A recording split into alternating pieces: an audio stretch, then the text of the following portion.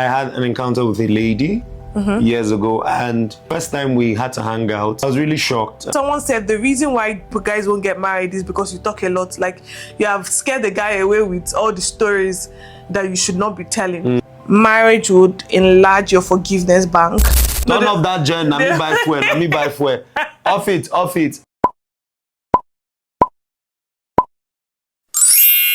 Hi guys, welcome back to my channel. My name is Erima if you haven't seen me before, but if you're a returning subscriber to my channel, welcome back to my channel as always. So this is a video with the husband. Please introduce yourself for those that haven't met you before. Hi guys, and welcome once again. My name is Josiah Fidelis. Chukwuebuka is my middle name, so I would love to add that. welcome. So good to be here. Yeah, so I don't know at what point you guys are watching this video, but in this month of November, actually, I don't know what day was the cut with? I can't remember. But I know the child was on 28th. Yes, 28th. Yeah, so November. on the 30th of November, let's just use the white wedding. On the 30th of November, we are actually going to be a month married. 1 year, please. 1 year. Jesus Christ. We are going to be 1 year married. Oh my God. Why did I say a month? And yeah, please, drum rolls. We deserve that accolade, please. Yeah. It's been a most rewarding 1 year, a very beautiful year. Mind-blowing, to say the least. You guys, please wish us well in the comment section. But we just wanted to do this video because this is probably going to be the grand finale of this dating series, and I just wanted us to have a conversation about so many things that I think a lot of Christians would want to have a conversation about, especially as it regards Christian dating, relationships, love, all of that. So that's what we're going to be doing in this video. Are you ready?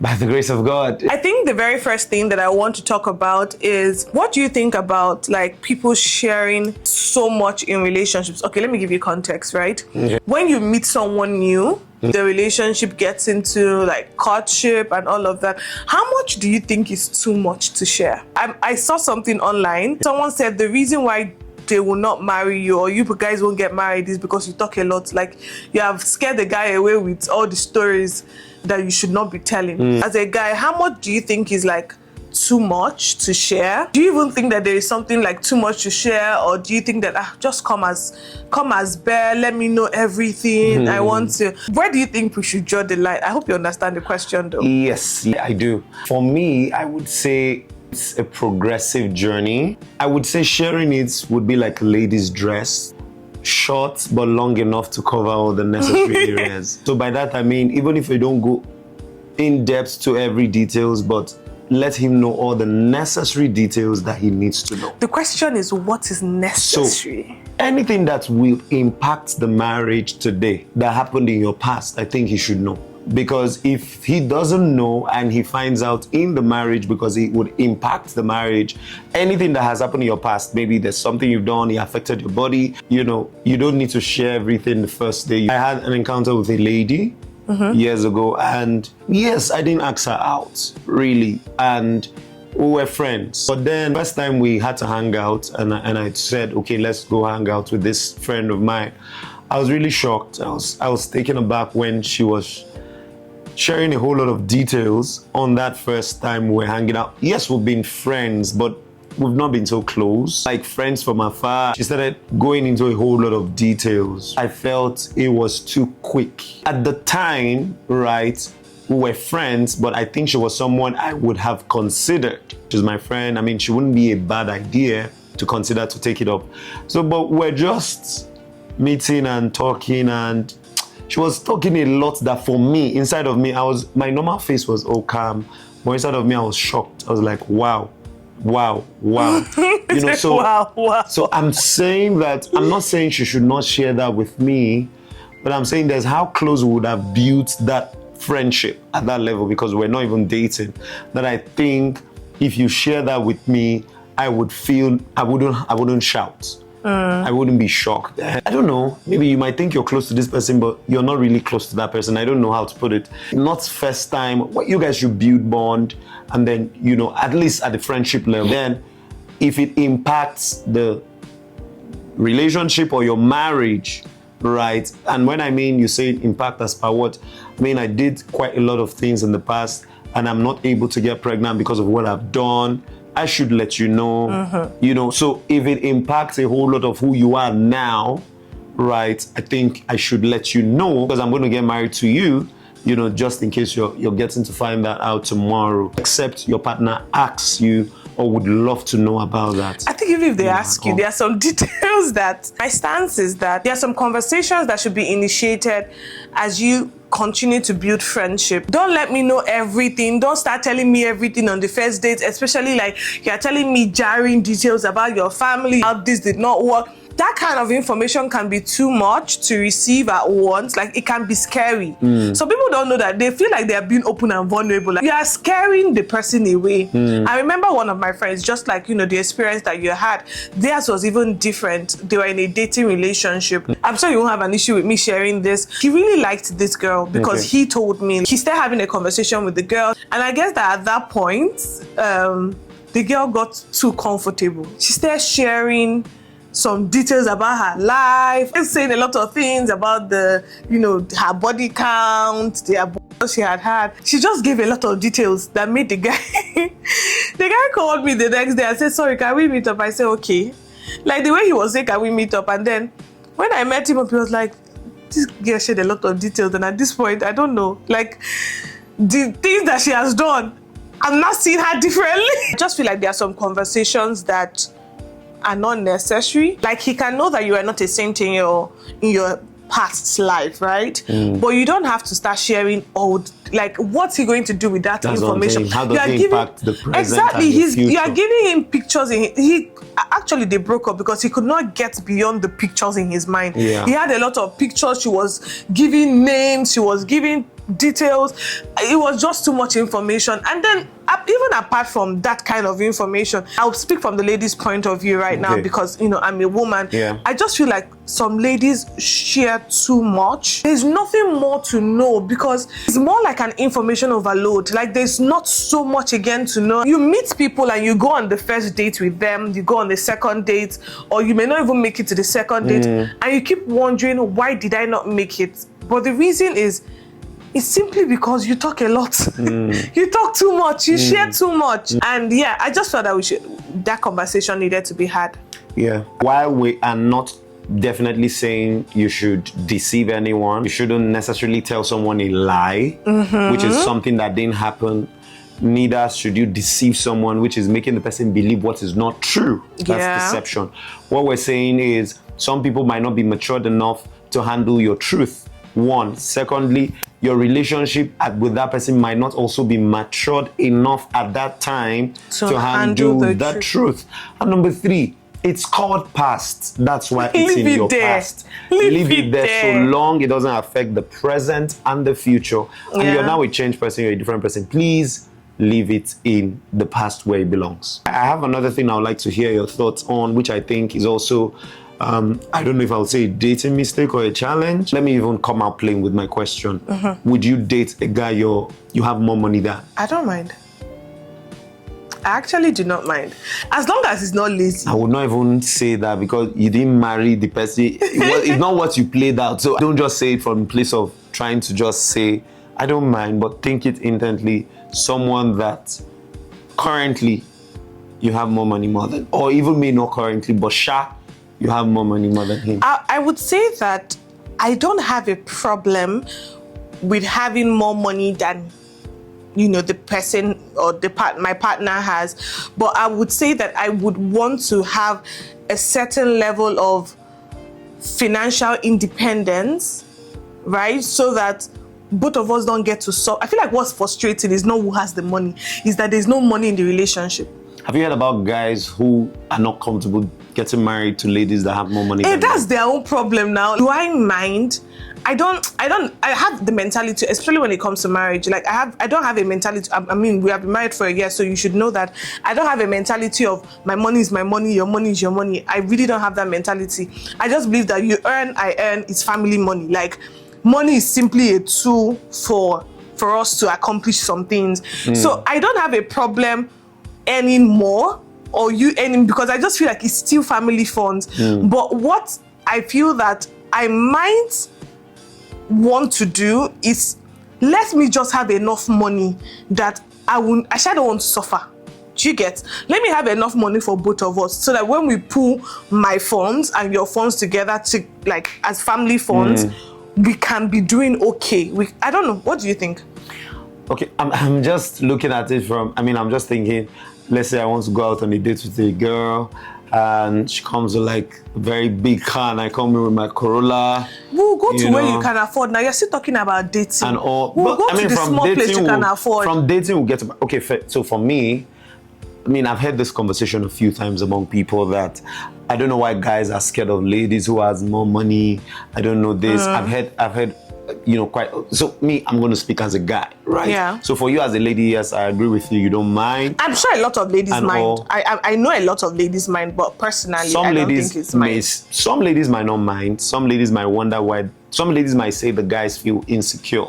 Right, and all of that. So while I would agree that some guys are extremely insecure, but one of the things I think genuinely is the fears of some guys, which is why I just want to put it out there as a mistake that I think some ladies make when they have a lot of more financial money. stability, yes, than maybe the guy coming around.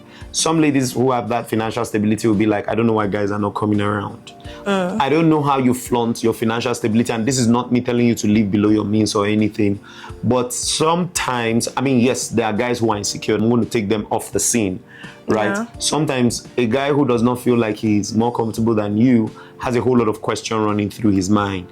And for me, I think the bottom line question is, would she really be someone who would submit to me, right? And the concept of submission, for me, I'm not saying slavery as some people drag it to the extreme, but someone who would acknowledge that this person is your head, right? So that's basically where I'm saying it. So I'm talking as a guy, genuinely. While I don't mind my wife to have more money, but it depends on who my wife is, like you. There are some kind of ladies that I will come close to that I know I would not rather that you have more money than me, not because I'm insecure, but because I know that you have a problem with submission or you have a problem with respecting me as your head and as your leader. And on that note, I'm afraid that money comes with a level of empowerment. Yeah. That I'm afraid that if you're now the one taking care of the family and taking care of my needs, you might even disrespect me much more. None of that, Jen. Let me buy fuel.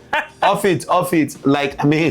So there's a whole lot of background to why it is, but basically she earns more than the man, and maybe I'm not even putting this category to men who are lazy now, and I'm not saying being lazy is a criteria to disrespect your husband. Yeah. That's not what the Bible teaches. But I'm just saying that I believe I'm not insecure. Really, I don't think I am, because I believe so much in me, and I want the best from anybody I'm going to get married. I want you to do so well, and I'll never limit you. However, I think if some ladies might not know unconsciously, but then, I think if a guy spots out any form of, you're someone who is not going to be submissive or respectful, I think, it will be a challenge, with wanting to make that decision with you. So some mistakes, basically, a few mistakes that I think ladies who are financially secure make is they come off consciously or unconsciously by what they say or how they act as though they might not be submissive, right? I don't know what I might place it at, but what a guy is looking at is what that is. And when he just flags that, he's like, no, I don't think I want to go on this journey before, I would lose my place. Fair point. So I want to take this conversation to us, right? It's been 1 year. If someone asked you, and now 1 year is quite a short time, like some people just roll their eyes and be like, what are you learning in 1 year? But if someone asked you what you would say that marriage has taught you in this 12 months, what would you say? I said it before, marriage has made me know that, you decide the kind of marriage you want. That's one thing I know I've said so far with this journey. 1 year I've learned personally, right? Any marriage you see that, is working is because two people are making it work. Yeah. Right? Yeah, so marriage had made me realize that it's, just the way you get an employment and you go to work, and you have a deliverable that your boss expects you.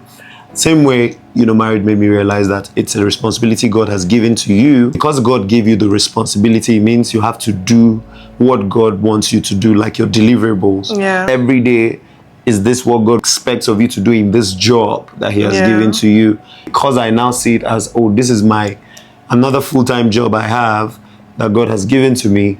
I've come to learn it that, things don't just work like that, you make it work. So that's one beautiful thing marriage has taught me. And of course, marriage for me has made me appreciate the importance of working with someone. There are a whole lot of things that were a whole lot different as a single guy, I must tell you. But working with someone, like two working together, yes, there's a better output. There's a better decision making. There's a whole lot productivity that comes out with it. There's a whole lot of impact, because there's a level of responsibility that just hits me differently, with how I make decisions. I know now I'm making decisions for not just me, and all of that. I like the way it made me feel, and so I would say it's also something I've learned with marriage. For someone who chooses to take the job serious. So what about you? What would you say marriage has taught you? I've kind of heard this before. There's some things that you hear, but you don't really pay attention to until you experience it. And that's how marriage would enlarge your forgiveness bank. Especially because of the kind of person I used to be.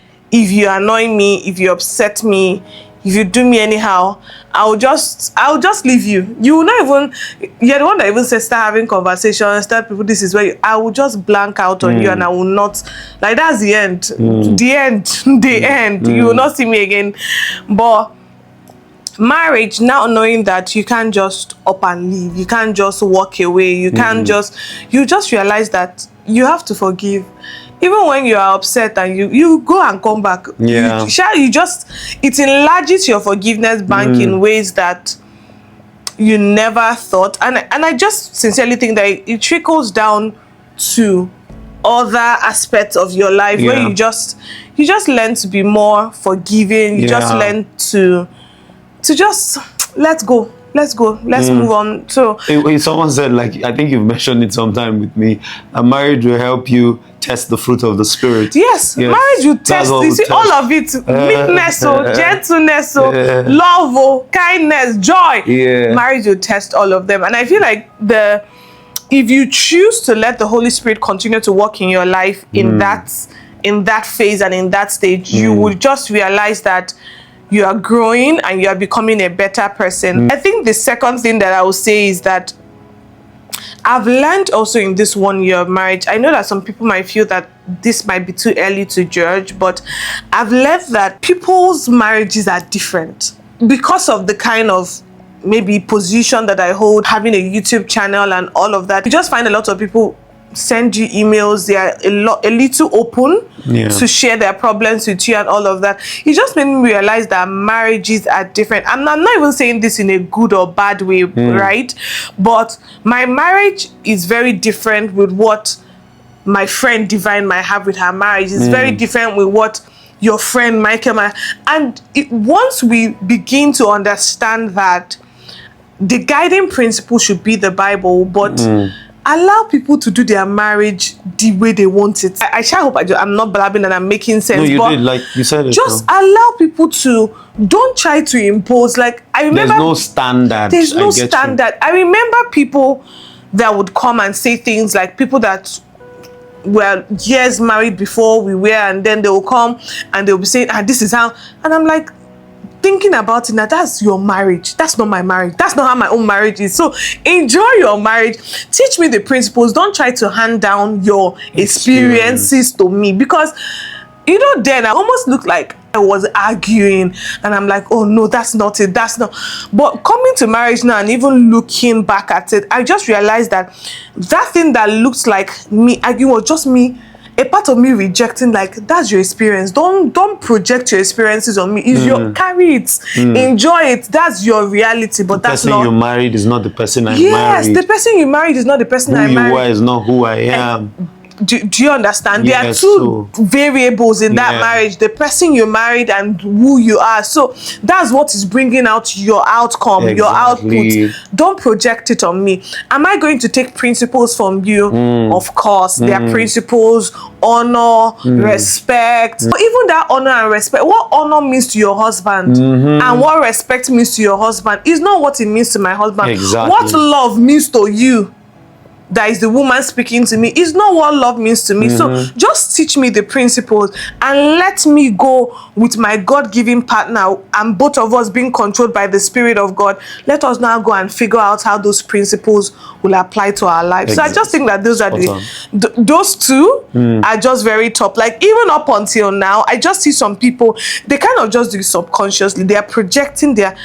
That's you. It's easy to say that other people are doing it, but I also try as much as possible not to project my own experiences, because imagine telling someone now, oh, be vulnerable or be open with your husband about finances, and then the person now goes and the person's husband is the kind of person that will sweep your account and do you dirty. Just imagine handing that experience over to them. No, you even teach respect as, you know, serving food with his own special plate. All those kind of things. Now you don't even care. You don't even care. I go carry rubber plates. That is not anything. Exactly. Even though you try to do it, but you know that it is nothing. So you would see that it wouldn't. It's not a big deal. Exactly. It's not a big deal. So yeah, that's just what I would say. And I know I've kind of said this before, but I think I said it in church when we were invited on a panel. But one thing I would say is that please don't let people project their experiences on you. It's their experience, it's not your own. It's their reality, is not your own. You have a responsibility, a huge responsibility to ensure how your marriage plays out, and with the help of God, do it in a way that both you and your husband will be happy. Don't go and be boring. Oh, this is what submission means to this person. You not carry it and enter your own home, and then you just be unhappy. People are living out another person's script. Please just take the principles. Do not say, this one also applies to principles. No, take the principles. You give the basis principles that are guiding within the scripture. Within scripture, there are some principles that are not necessarily, you know, you stated that, and that's very, very spot on, very brilliant, and you know, that just saves the day. You know, that just works, and both of you figure out yourself, learn as everything you've shared, and I think that that's basically what it is. Okay, let me leave that off the camera. I wanted to say what are the possible projections of things you would like me to improve on, but I mean, let it be our private gist. Yeah, I think that would be private. So this was actually supposed to be a very brief chit chat, because I didn't want it to be too long. I just wanted to be short and sweet. If you learned anything in this video, please give this video a thumbs up, subscribe to our channel, drop a comment, let me know what you thought or what showed up to you in this video, something that you loved about this video, feedback, contributions, a word for someone out there. You can drop that in the comment section and we would be happy to engage with you there. Thank you guys so much for watching. Do you have anything to say? Nothing more. Just thank you once again. Thank you, thank you, thank you. Thank you for all the support, the love to our channel. Yeah. Thank you so much. Yeah. So please give this video a thumbs up. I said that already. Share this video. Share it with somebody. And we'll see you in the next one. Or I will see you in the next one. Yeah. Bye, guys.